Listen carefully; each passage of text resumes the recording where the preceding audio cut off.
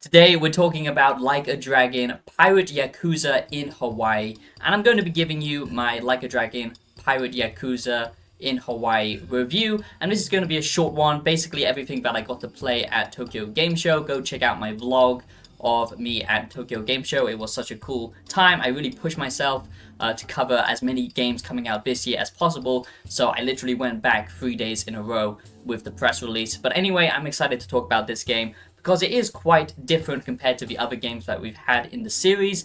Now, I'm not a massive Yakuza fan, okay?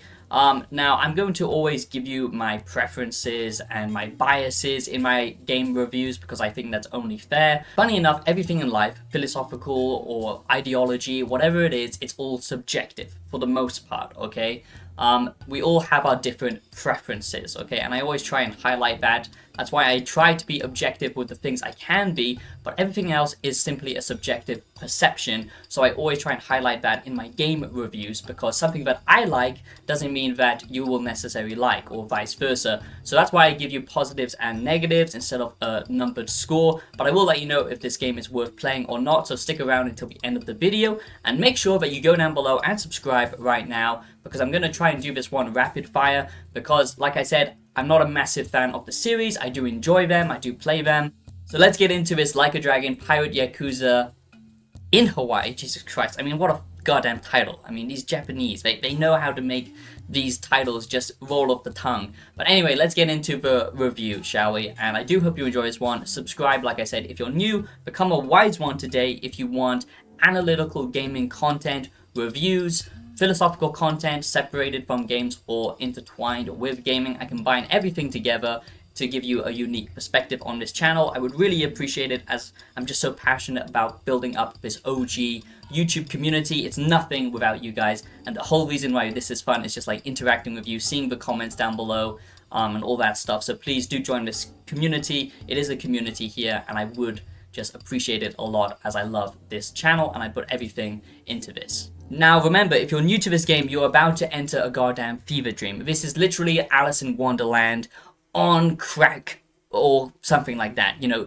prepare to enter the Wonderland, okay? Because it literally makes no sense, so you better bottle up because, it's a raining madness in this game, that's for sure. And that was without even a single drop of rum. They've always done a combination of the two, but this has returned to the foundation, the roots of the series, and it's action-focused combat. So it's real-time. It's not, you know, like select an action and then that action performs. It is real-time combat, and I really do love that. The two fighting styles here are also really unique. You have the Sea Dog and the Mad Dog, and basically they both are quite different from one another. The Sea Dog is basically, you know, you can use weapons like your dual-wielding swords. You can use the grapple hook against the enemies and stuff like that, which I think is pretty cool. Basically, this combat style is all about dealing high damage and all that kind of stuff, getting the enemies, you know, pulled towards you so you can deal that damage.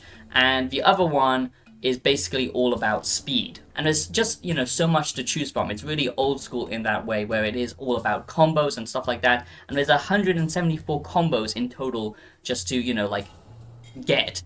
So you can really customize your experience, and it's very old school, you know, Street Fighter-esque kind of gameplay. I really love the return to action combat. That's why it didn't really jive with me the other previous games. This one truly does pique my interest a lot more because it's got the pirate theme and it's got the real-time combat and the two different play styles, which I really like.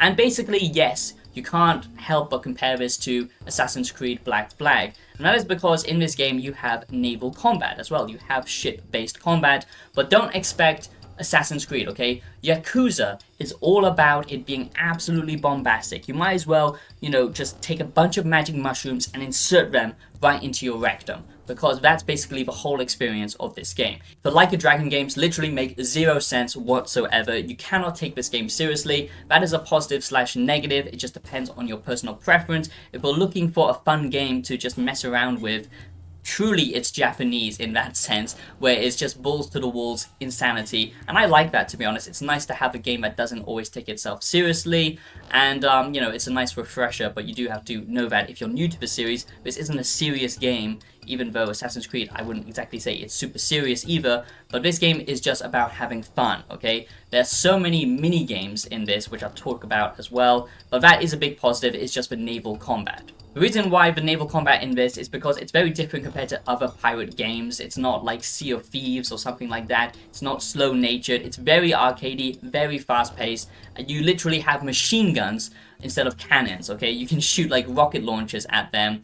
It's just a lot of madness, and it's complete fun. It doesn't have any representation of the real world, how physics actually work. There's no wind pushing your sails or anything like that. You can just floor it like a goddamn speedboat and shoot cannons and RPGs instead of, you know, the traditional, you know, cannon warfare in naval combat. So it's literally just insanity, but it is a lot of fun because the actual gameplay of it is very similar to Black Flag, I've got to be honest, just a lot more arcadey, but you do even have the mechanic to board the enemy ship and then initiate the fun, you know, like Street Fighter combat, which I really like. So there is a lot of that. There's also things to discover as you're, you know, just traveling around on your ship. Your crew will sing songs. There's like speed challenges, little islands to discover and all that kind of stuff. So it's got a lot going for it, but you just can't, you know, take it seriously, that's all. A small negative here is the fact that they are reusing some of the same maps from the previous games, but that's why they make a lot of these games. They do reuse a lot of content, but it is a lot better here because I really do like the theming of this game, and that feeds into the positive that because they are reusing some of the same stuff, they've added a lot of stuff as well. Like customization in this game is really great, from your character to your ship to your crew members to going on like little, you know, dates with your companions, like in GTA where you hang out with your you know, crew members to kind of boost their alliance and all that kind of stuff. That's a lot of fun. And then of course there's the whole mini game on top of this game, which is why Yakuza is always just a great time. I hope you're enjoying this Like a Dragon Pirate Yakuza in Hawaii review, and let's just round this off because this game is just insanity. Basically, this is ADHD, the game, okay? There is so much stuff to do in this game. I can't really list them all. There's so many activities, so many like giant fights that you can have, group fights, boss fights, and like I said, different play styles with the two, you know, different attack, you know, like styles that you have, Sea Dog and Mad Dog and all that kind of stuff. Tons of customization, tons of interaction with your crew members and all that kind of stuff. But this game is 100% like a mad fever dream that a Japanese person had, you know, while watching Pirates of the Caribbean, basically. You know, as someone who lives in Japan, trust me when I say it's, you know, got that Japanese DNA, but it's still got that pirate theme on top of it. That's what makes it so unique. There's so many mini games from the classic Japanese baseball. You've got, you know, drinking games, karaoke, arcade games.